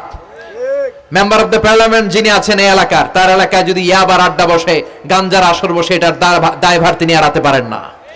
তার এলাকায় ধর্ষণ হলে এটার দায়ভার তিনি এড়াতে পারেন না। এটা তো আমানত। যিনি মন্ত্রী, পুরো মন্ত্রণালয় এটা তার কাঁধে আমানত। যিনি মাননীয় প্রধানমন্ত্রী, আমার 56,000 বর্গ মাইলের প্রতিটা ইঞ্চি মাটি তার হাতে আমানত। এটা অনেক বড় বিষয়। আর মুমিনের বৈশিষ্ট্য হচ্ছে ওয়াল্লাযীনা হুম লিআমানাতিহিম ওয়া আহদিহিম রাউন। যারা বিশ্বাসী তারা কথা দিয়ে কথা রাখে আর আমানতের খেয়ানত করে না। এজন্য আমানত পূর্ণ করতে রাজি আছেন? যেখানেই আমানত নষ্ট হবে সেখানেই কিয়ামতের ভয় আছে না নাই? দেখেন বিশ্বনবী কত চমৎকার করে দার্শনিকের মতো বলে গেলেন, যাই বলে গেলেন তার পুরোটাই সমাজের সাথে মিলে যায়। আমরা যেন আমানতের খেয়ানতকারী না হই, আমরা যেন আমানতকে সংরক্ষণ করতে পারি। আল্লাহ তুমি তৌফিক দাও। এরপর বিশ্বনবী বললেন আত-তাচাউল ফিল বুনিয়ান, কিয়ামতের আগে বড় বড় টাওয়ার বানানোর প্রতিযোগিতা শুরু হয়ে যাবে। আছে না নাই? আজকে নারায়ণগঞ্জে ঢুকে, এটা যে নারায়ণগঞ্জ এটা আমি চিনতেই পারতেছি না। এত সুন্দর হাইওয়ে, এত বিল্ডিং, বিশাল বিশাল টাওয়ার, আগে ছিল এগুলো? কথা বলেন। আরব বিশ্বে দেখবেন বুর্জ আল খলিফা, জমজম টাওয়ার, এই টাওয়ার ওই টাওয়ার, একটার পর একটা টাওয়ার। বিশ্বনবী বললেন কাবার পাশে যে পাহাড়গুলো আছে, শুনতেছেন? মনোযোগ আছে? কষ্ট হচ্ছে না তো? কাবার পাশে যে পাহাড়গুলো আছে, কাবার পাশের টাওয়ারের উচ্চতা যদি পাহাড়ের চেয়ে উঁচু হয়ে যায়, ফাআলাম ফাইন্নাল আমরা কদ আযাল্লাক, জেনে রাখো কিয়ামত বেশি দূরে নাই, কিয়ামতের ছায়া তোমার উপরে ছায়া দিচ্ছে। এখন মক্কা শহরের পাহাড়ের চেয়ে হাইট বেশি এরকম বিল্ডিং আছে না নাই? কাবা ঘরের পাশেই তো একটা আছে, জমজম টাওয়ার, 120 তলা উঁচু। দি মাক্কারাল ক্লক টাওয়ার 120 তলা, বিশাল বড় ঘড়ি লাগানো। এগুলো সব কিয়ামতের আলামত। ওর 5 তলা, আমার লাগবে 10 তলা। ওর 2টা গাড়ি আছে, আমার লাগবে 4টা গাড়ি। ও তাহাজ্জুদ পড়ে, আমারও যে পড়তে হবে ওই টেনশন নাই। ওর মেয়ে হেজাব পরে, আমার মেয়েটারও হেজাব পড়াবো ওই চিন্তা নাই। ওর ছেলে নামাজে যায়, আমার গাঞ্জা খট্টারও নামাজে বাড়াবে এই টেনশন করে না। খালি সম্পদ কেমনে বাড়াবে, দুনিয়াবি চিন্তা। এই পৃথিবীটা একটা ধোঁকা। ভুইগরের ভাইরা, এই পৃথিবীটা একটা ধোঁকা। একটু থামেন, sit down and think about death. মৃত্যু সম্পর্কে ভাবেন। The most certain thing in our life is death. আমাদের জীবনের সবচেয়ে সুনির্দিষ্ট নিশ্চিত বিষয়টা হচ্ছে মরণ। মরা লাগবেই, চলে যেতে হবেই, ঠিক কিনা? কিন্তু এই দুনিয়ার মায়াজালে আটকে পড়ে আমরা আখিরাতকে, মৃত্যুকে বেমালুম ভুলতে বসেছি। বিশ্বনবী বললেন কিয়ামতের আগে মানুষের এই টেন্ডেন্সি হবে, মানুষ বড় বড় ইয়াতাতাওয়ালুনা ফিল বুনিয়ান, people will start to compete constructing high rises building in the cities. সমাজে বড় বড় টাওয়ার বানানো শুরু করে দেবে। এটা আছে না নাই? এরপর বিশ্বনবী বললেন যুহুরুন নিসা আল কাসিয়াত আল আরিয়াত আল মাইলাত আল মুমিলাত, কিয়ামতের আগে পোশাক পরিহিতা নেকেড উলঙ্গ নারীদের সংখ্যা বেড়ে যাবে। বুইগরে মাশাআল্লাহ সব পর্দা মেইনটেইন করে, আশা করি। হ্যাঁ, স্থানীয়রা পর্দা করে, আলহামদুলিল্লাহ। আল্লাহ তুমি কবুল করো। কিন্তু গোটা বাংলাদেশের দৃশ্য কি ভুইগরের মতো? না, ভয়ঙ্কর। বিশ্বনবী বললেন কাসিয়াত আল আরিয়াত আল মাইলাত আল মুমিলাত, পোশাক পরিহিতা উলঙ্গিনী, মানে বোরকাও পড়বে, বোরকাওয়ালি। তিনি বোরকা পড়েন কিন্তু টাইট ফিটিং বোরকা। আছে না নাই? তো এতে আপনি, আমার মায়েরা, আমার বোনেরা, আমি আপনাদেরকে সবসময় সম্মান দিয়ে কথা বলার চেষ্টা করি, একটু বোঝেন। এই যে আপনি টাইট ফিটিং এর বোরকাটা পরলেন, এতে লাভটা হলো কি? আপনার দেহের উঁচু নিচু ভাঁজ টের পাওয়া যায়, আপনার সৌন্দর্য প্রকাশ পেয়ে যায়। হেজাব আল্লাহ এমনি এমনি দেয় নাই, যার সম্মান বেশি ওটার প্যাকেট বেশি। কথা কন। ডায়মন্ডের আংটি ওই রাস্তার মধ্যে বিক্রি করে না? স্বর্ণের আংটি না, ওইটা স্পেশাল মার্কেটে বিক্রি করে। কোন মার্কেটের সামনে পুলিশ রাইফেল নিয়ে দাঁড়ায় থাকে না, কিন্তু স্বর্ণ মার্কেটের সামনে রাইফেল আছে না নাই? ভিতরে স্পেশাল সিকিউরিটি আছে না নাই? গ্লাস ফিটিং করা, ওইখানে সিকিউরিটি আলাদা, স্পেশাল লকার আছে না নাই? কারণ এটার দাম বেশি, তাই এটার পর্দা বেশি, প্যাকেট বেশি। সুবহানাল্লাহ পড়েন। নারীদেরকে তো ইসলাম মর্যাদা দিয়েছে। বিষ্ণু বলেছেন দুনিয়া কুল্লুহা মাতা ওয়া খায়রু মাতা'আদ দুনিয়াল মারআতুস সালিহা। দুনিয়ার সব হলো সম্পদ, আর এই সব সম্পদের মধ্যে সবচেয়ে দামি সম্পদ হচ্ছে নেককার নারী। এদের পেটগুলা খনি। এই নেককার নারীগুলো যদি হিজাব মেইনটেইন করে, এই পেটগুলো থেকে আল্লাহওয়ালা বেরোবে, নাজমুস সাকিব বেরোবে, কারি আহমদ বিন ইউসুফ আল আজহারি বেরোবে, বড় বড় মুফাসসিরে কোরআন বেরোবে। আর যদি হেজাব না করে, জি বাংলা স্টার জলসা নিয়ে মশগুল হয়ে থাকে, হ্যাঁ, টেন্ডারবাজ, চাঁদাবাজ, ডাকাত, এগুলো বেরোবে। ওজনে কম দিবে, খাদ্যে ভেজাল দিবে, মাছে ফরমালিন দিবে, গাঞ্জার টাকার জন্য লাথি মেরে মারে ঘর থেকে বের করে দিবে। এজন্য নারীরা, আমার বোনেরা, আপনারা অনেক সম্মানিতা। নিজেদের সম্মান সম্পর্কে সচেতন হন। এই হেজাব আপনার অধিকার। এই হেজাব নারীর অহংকার। হেজাব নারীর আভিজাত্যের প্রতীক। হেজাব নারীর রুচির প্রতীক। আপনার রুচিটা কেমন আপনার পোশাক দেখে বোঝা যায়। কথা কন। যে মেয়েটা হিপ হপ স্টাইলে চলাফেরা করে, গ্যাংনং স্টাইলে, এই মেয়েটারে ইফটিজিং করার সুযোগ আছে না নাই? কিন্তু যে হেজাব মেনটেন করে যেই নারীরা চলে, এদেরকে দেখলেই একটা সম্মান চলে আসে। কি ভুল বললাম? একটা সম্মান আসে না? আপনাদের সম্মানটা আপনারা রাখবেন। বিষ্ণু বললেন যুহুরুন নিসাল কাসিয়াতাল আরিয়াতাল মাইলাতাল মুমিলাত। কিয়ামতের আগে পোশাক পরিহিতা উলঙ্গিনী নারী বেরোবে। লা ইয়াজিদনা রিহাহা লা ইয়াদখুলনাল জান্নাতা ওয়া লা ইয়াজিদনা রিহাহা। এই নারীগুলো জান্নাতে তো প্রবেশ করবেই না, জান্নাতের ঘ্রাণও নাকে লাগবে না। ওয়া ইন্না রিহাহা তুজাদু মিন মাসিরাতি 500 সানা। আর জান্নাতের ঘ্রাণ 500 বছর দূরের রাস্তা থেকেও টের পাওয়া যায়। খেয়াল করে বুঝেন, এখান থেকে জান্নাতে পৌঁছতে আরো 500 বছরের রাস্তা। কয় বছরের? এত দূরে থাকতেই জান্নাতের সুবাতাস এসে আপনার নাকে ধাক্কা লাগবে। সুবহানাল্লাহ পড়বেন না? এই নারীগুলো জান্নাতে যাবে না, জান্নাতের ঘ্রাণও পাবে না। এজন্য বাবা যারা এসেছেন, সচেতন হন। আপনার মেয়ে চাইলেই যে কোনো ড্রেস আপনি তাকে কিনে দিতে পারেন না। মায়েরা যারা আমার কথা শুনছেন, আপনার মেয়ে আবদার করবে, সে তো ছোট, সে কি বুঝে। কিন্তু দেখবেন অনেক বিয়ের অনুষ্ঠানে আমি দেখেছি, মায়ের বয়স হচ্ছে 60, মায়ের হাত মোজা, পা মোজা, বোরকা লাগাইছে 2টা, পাশে ষোড়শী, অষ্টাদশী, তন্নি, সুন্দরী, সুস্নিগ্ধা এক মেয়ে, বয়স মাত্র 18। ওর বুকে ওন্না নাই, ওটা গলায় শোভা পাচ্ছে। এই 60 বছরের বুড়া মহিলার দিকে কেউ তাকাবে? ওনার তো ডেট এক্সপায়ার্ড। Date expired. ওনার সৌন্দর্য যা ছিল সব শেষ। তার দিকে তাকাবে না। তার উঠতি বয়সের তরুণ মেয়েটার দিকে অনেকে তাকাবে, কারণ এটা জেনেটিক্যাল একটা ইস্যু। একটা পুরুষ একটা নারীর দিকে জেনেটিক্যালি আকৃষ্ট হবে, এটাই স্বাভাবিক, ঠিক কি না? এজন্য আপনার হাত মোজা, পা মোজা আপনার দরকার ছিল না। আপনি পাতলা কাপড় পরলেও সমস্যা নাই। কথা কন। হাত মোজা, পা মোজা দরকার ছিল আপনার যুবতী মেয়েটার হাতে, যুবতী মেয়েটার পায়ে। এজন্য আপনারা আপনাদের সম্মানকে বুঝবেন। যারা নারী স্বাধীনতার কথা বলে, নারী আন্দোলনের কথা বলে, এরা নারীদেরকে ঠকায়। এরা নারীদেরকে বিজ্ঞাপনের বিলবোর্ডে নগ্ন করে উপস্থাপন করে। রাস্তা দিয়ে হাঁটি, চোখ খুলতে পারি না। আমার মায়েরা, এরা আমার দেশের মেয়ে, এরা এই 56,000 বর্গ মাইলের মেয়ে। এই মেয়েগুলোকে উলঙ্গভাবে হাফ নেকেড করে এই সিনেমা হলগুলোর পোস্টারগুলো যে দেয়া হয়েছে, এতে সম্মান বেড়েছে না কমেছে? ওদিকে চোখ তুলে তাকানো যায়?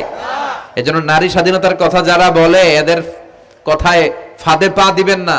এরা আপনাদের সম্মান বাড়াতে চায় না, এরা আপনাদেরকে বিলবোর্ডে উঠাতে চায়, আপনাদেরকে উলঙ্গ করে রূপালী পর্দায় উঠাতে চায়, টিভির পর্দায় আপনাদেরকে নেকেড করে উপস্থাপন করতে চায়। এদের ঘরেই নারীরা বেশি নির্যাতিতা হয়, এদের কাজের মেয়েরাই বেশি নির্যাতিতা। আর সুযোগ পেলে এরা ধর্ষণে সেঞ্চুরি করতে দেরি করে না। এজন্য নারীদেরকে সম্মান দিয়েছে ইসলাম। আমার বোনেরা, আমাদের সম্মান যেন আমরা রাখতে পারি। আল্লাহ তুমি বোঝার তৌফিক দান করো। এরপরে বিষ্ণু বললেন ইতাআতু যাওজা ওয়া উকুকুল কিয়ামতের আগে বিয়ে করার পরে ছেলেগুলো মাকে ভুলে গিয়ে স্ত্রীর পেছনে পেছনে দৌড়াবে, স্ত্রীর আনুগত্য করবে। এরকম নমুনা আছে না নাই? বই ঘরে আছে? হ্যাঁ, মুরব্বী অনেক পজিটিভ, মাশাআল্লাহ। সবকিছু ইউনিক, কিছু কিছু অথবা নাই। এদিক থেকে আওয়াজ আসতেছে আছে, হয়তো কিছু কিছু আছে, কিছু কিছু নাই। জেনারেলাইজ করা ঠিক হবে না। তো এই জন্য মাকে ভুলে যাওয়া যাবে না। মায়ের দোয়া বড় দোয়া। মায়ের দোয়া সবার আগে কবুল। বুলেট মারলে বুলেট মিস হয়, মায়ের দোয়া মিস হয়? খবরদার। স্ত্রী চলে গেলে নতুন স্ত্রী পাওয়া যায়, মা মরে গেলে মা পাওয়া যায়? তাই বলে আমি বলছি না আপনার স্ত্রীকে ডিভোর্স দেন না, বুঝান, মাকেও বুঝান, স্ত্রীকেও বুঝান, বুঝানোর চেষ্টা করেন। সমাজের এখন সবচেয়ে বড় সমস্যাটা হচ্ছে শাশুড়িরা চায় আমি ডমিনেট করব, আমার এতদিনের গড়া সংসার। বউ এসে কয় না আমি আইছি মাগার, আমি সব খায় হলাম। আছে না নাই? এই যে সবাই ডমিনেট করতে চায়, এটা সমস্যা। সমাধানটা কি? সমাধানটা হচ্ছে আমাদের শাশুড়ি যারা আছে সমাজের, তাদের উচিত বৌমাটারে নিজের মেয়ের মতো মনে করা। নিজের মেয়েরা যেখানে বিয়ে দিছে ওইখানে কিন্তু খুব খোঁজ নেয়, মা তোর কি অবস্থা, তোর কষ্ট হইলো কিনা, ইত্যাদি ইত্যাদি। কিন্তু ছেলের বউ করে যারা আনছে এর দিয়ে ইচ্ছে মতো কাজ করা, এরকম ডাকাত আছে না নাই? ডাবল স্ট্যান্ডার্ড, এটা ঠিক না। আর বৌমা যারা আছেন, ঘরের বৌমা, এরা শাশুড়িকে একটু মায়ের মতো মনে করেন না, কারণ একদিন আপনিও শাশুড়ি হতে চলেছেন, একদিন আপনিও শাশুড়ি হবেন। রং ধরা যৌবন জং ধরে শেষ, আপনারও ছেলে হবে, এই ছেলের বিয়ে করাতে হবে, এই ছেলের বউ এসে আপনার ঘরে তাই করবে আপনি আপনার শাশুড়ির সাথে যা যা করেছেন। এই ছোট্ট হিসাবটা বুঝতে চায় না। শাশুড়ির উচিত বৌমাকে নিজের নিজের মেয়ের মতো করে আদর করা, যত্ন করা, আর বৌমাদের উচিত শাশুড়িকে মায়ের মতো সেবা করা। এই মিউচুয়াল আন্ডারস্ট্যান্ডিংটা থাকলে কোনো ঘরে আর ঝগড়া হবে? শাশুড়ি বৌমা, আল্লাহ সবাইরে তুমি কবুল করো। তো কিয়ামতের আগে মারে ভুলে যাবে, মাকে ভুলে গিয়ে স্ত্রীর পেছনে পেছনে দৌড়াবে। খবরদার, খবরদার। আপনি নামাজি হতে পারেন, মুসল্লি হতে পারেন, হাজী সাহেব হতে পারেন, কিন্তু মা যদি বদদোয়া দেয় আপনার সব শেষ, দুনিয়াও শেষ, আখিরাতও শেষ। মায়ের মর্যাদা বাবার চেয়ে 3 গুণ বেশি। হামালাতহু উম্মুহু, কারণ বাবা পেটে ধরে নাই, পেটে ধরছে কে? ওয়াহানান আলা ওয়াহান, 8 মাস 10 মাস এই বোঝাটা বাবা বহন করে নাই, করলো কে? ফিসালুহু ফি আমাইন, 2 বছর বাবা দুধ খাওয়ায়নি, দুধ খাওয়ালো কে? মায়ের এক ধার দুধের দাম, কাটিয়া গায়ের চাম, পাপস বানাইলেও ঋণের শোধ হবে না, এমন দরদি ভাবে কেউ হবে না আমার মাহাগো। ঠিক কিনা? লাউ কাতা'তা জিলদাক, আপনার গায়ের চামড়া কেটেও যদি মায়ের পায়ের জুতা বানিয়ে দেন, কি বানিয়ে দেন? কি দিয়ে? গায়ের চামড়া দিয়ে। এই যে 2 বছর যে দুধ খাইলাম, এই দুধের 1 ঢোক দুধের সুদটাও আদায় হবে না। এজন্য খবরদার, মাকে যেন আমরা ভুলে না যাই। মা দোয়া করতে দেরি, ওই দোয়া কবুল হতে। আমরা ছোটবেলায় যে কত কষ্ট দিয়েছি, সবচেয়ে বেশি কষ্ট যখন দিয়েছি মাকে, ওই স্মৃতিগুলো আমাদের মনে পড়ে না। আপনার বয়স যখন 1 বছর, আপনি স্মৃতি হাতরে এত দূর যেতে পারবেন? 1 বছর বয়সে কি কি কষ্ট দিয়েছিলেন মনে আছে? মানুষের বয়স যখন 2, 3, 4 হয়, 4-5 বছর বয়সে, তখন তার কথাগুলো খেয়াল থাকে। কিন্তু সবচেয়ে কষ্ট কিন্তু মাকে বাবাকে আমরা দিয়েছিলাম যখন আমাদের বয়স 1-2 বছর ছিল। আর মায়ের পেটের ভেতরে যখন ছিলাম তখনও কষ্ট দিছি কি দেই নাই? এক একটা লাথি যখন মেরেছে আমার মা বেহুশ হয়ে যেত। আমাকে আপনাকে জন্ম দিতে যে আপনাদের মা কতটা কষ্ট করেছেন খেয়াল করে শুনেন। চিকিৎসা বিজ্ঞানীরা বলে একজন সুস্থ মানুষ 45 ইউনিট পেইন, মানে ব্যথা, একসাথে সহ্য করতে পারে। ব্যথার তীব্রতা, সিভিয়ারনেস যদি এর চেয়ে বেড়ে যায়, হয়তো লোকটা বেহুশ হয়ে যাবে, না হয় মরে যাবে।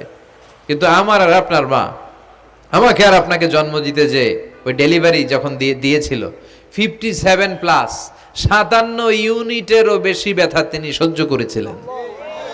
যেটা কোনো অ্যাক্সিডেন্টে আমাদের দেহে প্রত্যেকের 206টা হাড্ডি, কোনো সড়ক দুর্ঘটনায় আপনার দেহের 20টা হাড্ডি একসাথে টাস টাস করে ভেঙে গেলে যত ব্যথা, তার চেয়েও বেশি ব্যথা। জন্য খবরদার, খবরদার, মাকে যেন আমরা ভুলে না যাই। মায়ের দোয়া যেন নেই। কখনো যদি মায়ের সাথে বেয়াদবি করে থাকি, আমরা যেন মাফ চেয়ে নেই। রাজি আছি তো যুবকেরা? রাজি আছি সবাই? আমরা সবাই মায়ের দোয়া নিব। মায়ের দোয়া ছাড়া কেউ জীবনে সফল হতে পারে?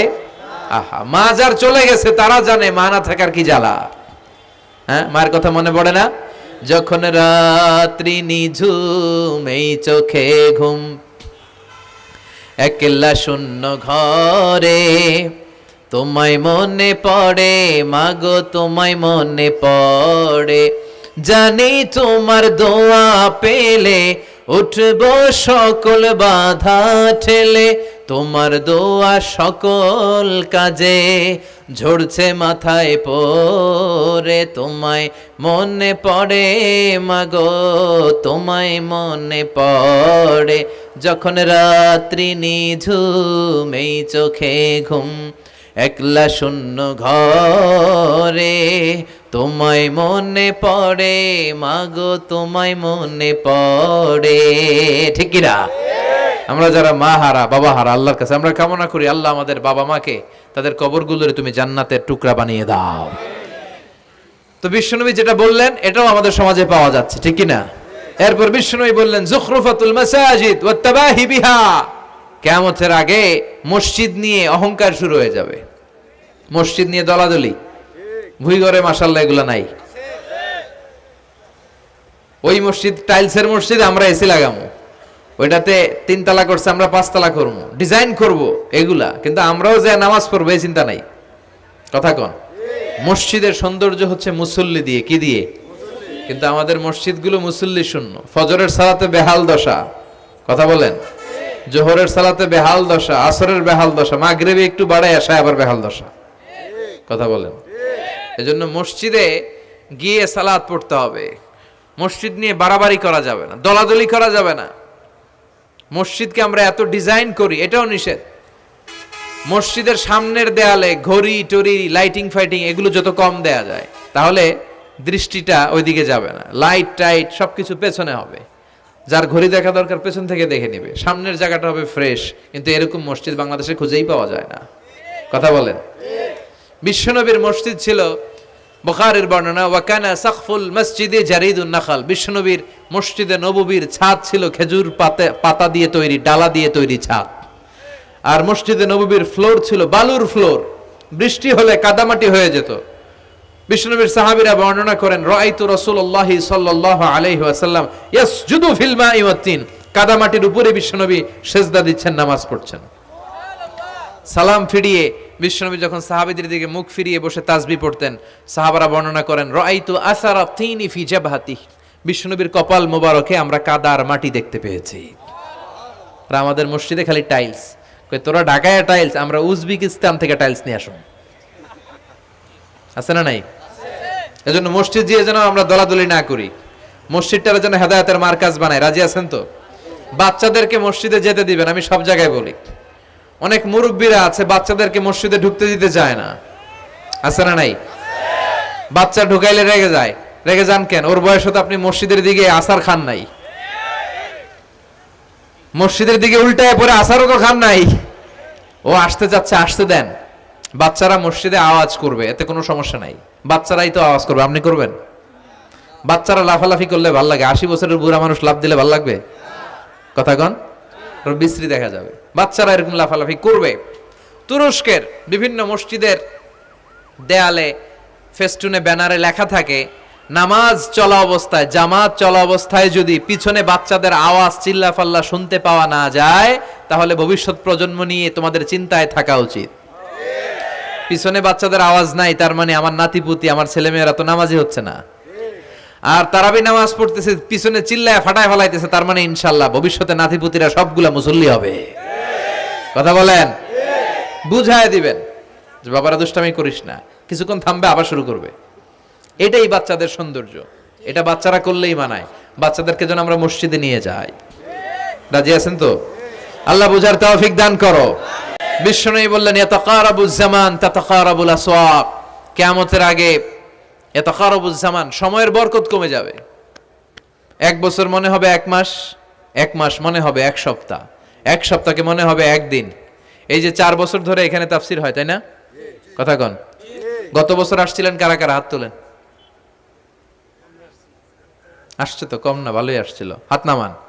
এই যে গত বছর ওয়াজ শুনে গেলেন, এই বছর আবার আসলেন, আপনাদের কি মনে হয় যে 1 বছর চলে গেছে?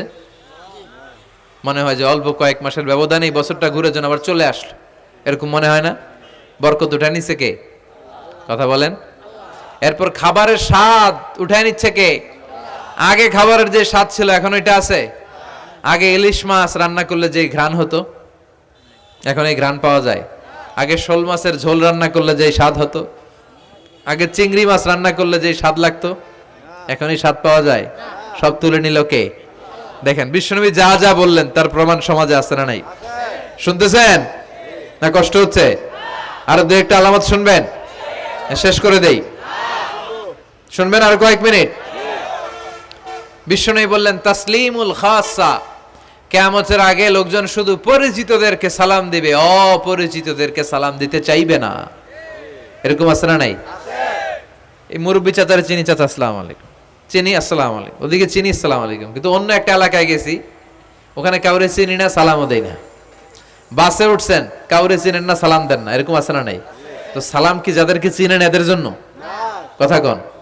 আলা মান আরাফতা ওমান লাম তারিফ, যাকে চিনো সালাম দাও, যাকে চিনো না তাকেও দাও। আল বাদিউ বিস সালাম, বিশ্বনবী বললেন আগে আগে দাও। আল বাদিউ বিস সালাম বারিউম মিনাল কিবর, আগে আগে যে সালাম দেয় তার হৃদয় থেকে অহংকার মুক্ত করে দেয় কে? আল্লাহ। অহংকার মুক্ত হওয়ার দরকার আছে না নাই? যার হৃদয়ে যাররা পরিমাণ অহংকার থাকবে সে জান্নাতে প্রবেশ করতে পারবে না। কথা বলেন। এজন্য আমরা আগে আগে সালাম দেব। ভুইঘরের ভাইয়েরা ছোটরা বড়দেরকে দিব, বড়রা ছোটদেরকে দিব, হাজবেন্ড ওয়াইফকে দিব, ওয়াইফ হাজবেন্ডকে দিব। রাজি আছেন তো? আজকে যারা স্বামী যারা আসছেন বাড়িতে যেই ভাবির আগে সালাম দিবেন। রাজি আছেন? কথা কয় না, আওয়াজ ছোট হয়ে গেছে। পারা যাবে? আপনি আগে সালাম দিবেন, এটা দেখে আপনার স্ত্রী লজ্জা পেয়ে আপনার আগে দিবে, এগুলো দেখে বাচ্চারা সালাম শিখে ফেলবে। সুবহানাল্লাহ কইবেন না? আমরা কি চাই না আমাদের ফ্যামিলিগুলো এরকম সুন্দর হোক? আমরা কি চাই না আমাদের ফ্যামিলিগুলো জান্নাতি হোক? এরপরে বিশ্বনবী বললেন খুতাবুকুম তাবিলা সালাওয়াতুকুম কাসীরা, কিয়ামতের আগে খুতবাগুলো লম্বা হবে আর সালাতগুলো খাটো হয়ে যাবে। এই যে বক্তব্য লম্বা, নামাজ হয়ে যায় খাটো, আছে না নাই? হুজুর ওয়াজ করেন, ওয়াজ টেস্ট লাগে, নামাজ টেস্ট লাগে না, আছে না নাই?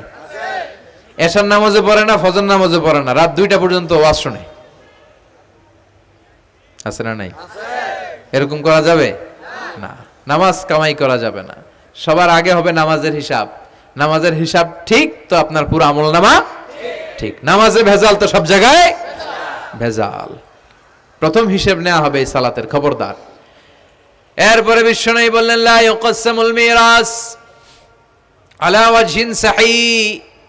বিশ্বনবীর হাদিস থেকে এরকম বর্ণনা পাওয়া যায়, এর মাফহুম হচ্ছে লা ইউকসামুল মিরাস আলা ওয়াজহিন সাহিহ, সহি পদ্ধতিতে মিরাজ বন্টিত হবে না। লিযযাকারি মিসলু হাযযিল উনসায়াইন, সব বাবাদেরকে আল্লাহ বললেন উত্তরাধিকারের বন্টন নীতি তুমি মেনে ছেলে মেয়েদের মধ্যে বন্টন করে দিবা। ছেলেরে দিবা যদ্দূর, মেয়েরে দিবা অর্ধেক। কার আইন? কথা বলেন, আইনটা কার? ছেলেরে যদি 2 লাখ দেন, মেয়েরে চিল্লায় বলেন, ছেলে 2 লাখ পেলে মেয়ে কয় লাখ? ছেলে 4টা বাড়ি পেলে মেয়ে কয়টা বাড়ি?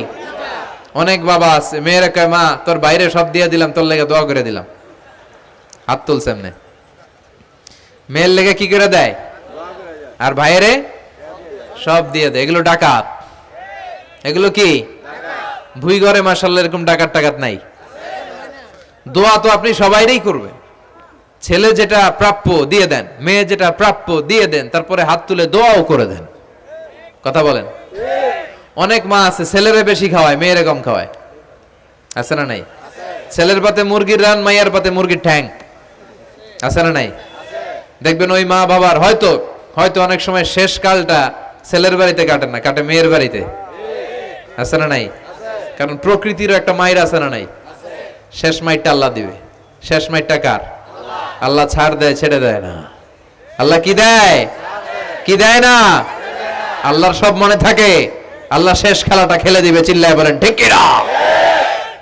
বাবা মা যারা আছেন সাবধান, উল্টাপাল্টা করেন না।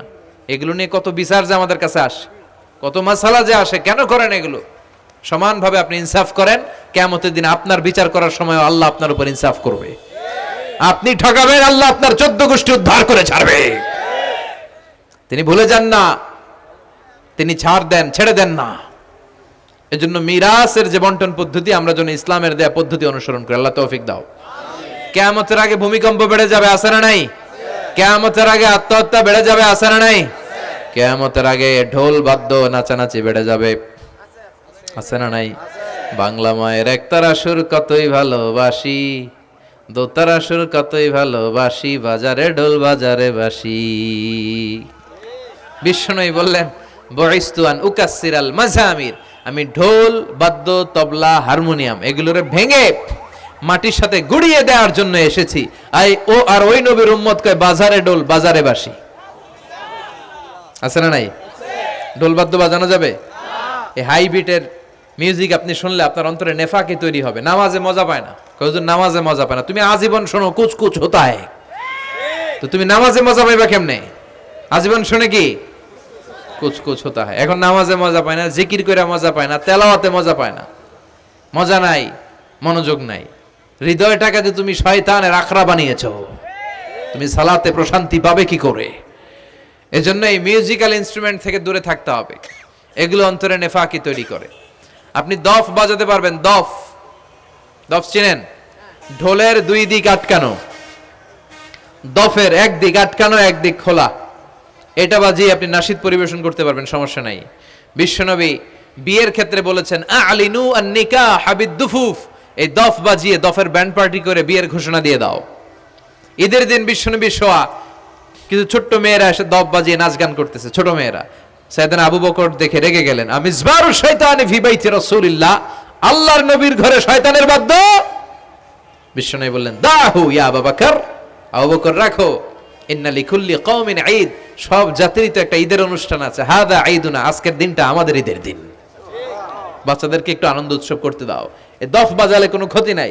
বিশ্বনবী মক্কা থেকে যখন মদিনায় হিজরতে গেলেন, কোন পথ দিয়ে আমার নবী আসবে জানার জন্য মদিনার ছেলেমেয়েরা পাগল হয়ে গেল। ওই পথে দফ নিয়ে দাঁড়িয়ে রইল। বিশ্বনবী সাইয়েদনা আবু বকরকে নিয়ে আগমন করলেন। ওরা তালা আল বাদরু আলাইনা বলে বিশ্বনবীর ওয়েলকাম জানালো। সুবহানাল্লাহ পড়েন। তালা আল বাদরু আলাইনা মিন সানিয়াতিল ওয়াদা ওয়াজাবা আশ-শুকরু আলাইনা মা দাআ লিল্লাহি দা أيها المبعوث فينا جئت من أمر المطاب جئت شرفت المدينة مرحبا يا خير دا طلع البدر علينا من ثنيات الوداع وجب الشكر علينا ما دعا لله دا পড়েন আল্লাহু আকবার। আমরা যেন এই সুস্থ সংস্কৃতির প্রচার প্রসার করতে পারি। ইসলাম বিনোদনের নিষেধ করে নাই, কিন্তু বিনোদন শুড বি হালাল বিনোদন, ঠিক কি না? আপনি অসুস্থ সংস্কৃতির চর্চা করলে ওইটা আল্লাহ অ্যাকসেপ্ট করবে না। সংস্কৃতিটা হতে হবে সুস্থ সংস্কৃতি। আল্লাহ তুমি তৌফিক দাও। বিষ্ণুবী যা যা বললেন, ভুইঘরের ভাইয়েরা, তার প্রতিটি আমাদের আশেপাশে চোখের সামনে পেছনে আছে না নাই? এটা ফিতনার যুগ। কিসের যুগ? এই যুগে আমানতের খেয়ানত হবে, এই যুগে নারীরা বেপরদা হয়ে চলাফেরা করবে, এই যুগে নিজের ঈমান বাঁচানো কঠিন হয়ে যাবে। এই কঠিন বিপদের সময় আমাদেরকে বাঁচাতে পারে দুইটা জিনিস। কয়টা জিনিস? চিল্লায় বলেন কয়টা? দুইটা জিনিস শুধু আমাদেরকে বাঁচাতে পারে। এক হচ্ছে আল্লাহর কোরআন, দুই হচ্ছে বিশ্বনবীর সুন্নাহ, ঠিক কিনা? এই দুইটা জিনিসকে মারির দাঁত দিয়ে আঁকড়ে ধরে রাখতে হবে, তাহলে সে পথভ্রষ্ট হওয়ার কোনো সুযোগ। This Quran and Sunnah hour way to জান্নাহ, ঠিক কিনা? আওয়াজ করে আমার সাথে পড়েন, কোরআন and Sunnah hour way to জান্নাহ। আওয়াজ বাড়ায় দেন, পড়েন, কোরআন and Sunnah hour way to জান্নাহ। এই কোরআন সুন্নাহ আপনাকে জান্নাতের ওয়েতে উঠায় দিবে, রাস্তায় উঠায় দিবে।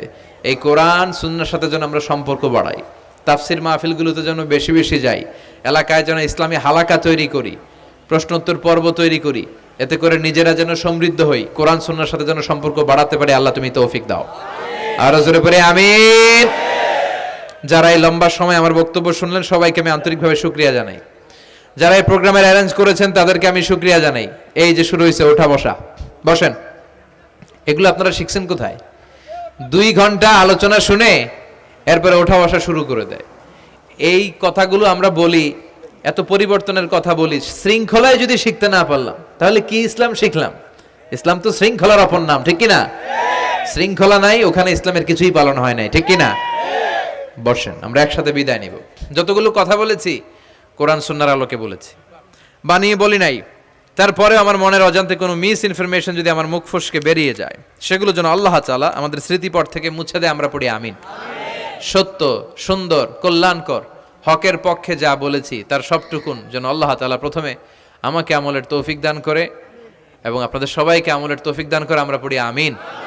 আমাদের এই সময় ব্যয় করাটা, গভীর রাত পর্যন্ত বসে রইলাম, এটাকে যেন আল্লাহ আমাদের নাজাতের ওসিলা বানায়। আল্লাহ যেন আমাদের হৃদয়টারে নরম করে, আল্লাহ যেন আমাদের গুনাহগুলো মাফ করে, আমরা যেন ইসলামের পথে আরো এক ধাপ এগিয়ে যেতে পারি। আল্লাহ তৌফিক দান করো। আমাদের ঘরগুলোরে আল্লাহ তুমি জান্নাতের বাগান বানাও। শাশুড়ি বউয়ের মধ্যে যে দ্বন্দ্ব, এগুলো দূর করো। আমাদের ছেলে মেয়েগুলারে মানুষের মতো মানুষ বানাও, আমরা যেন আব্বা আম্মার খেদমত করতে পারি, দোয়া নিতে পারি, তৌফিক দাও। আল্লাহ যুবকদেরকে তুমি সাইয়েদানা ওমরে ফারুকের মতো, সাইয়েদানা হামজার মতো কবুল করো।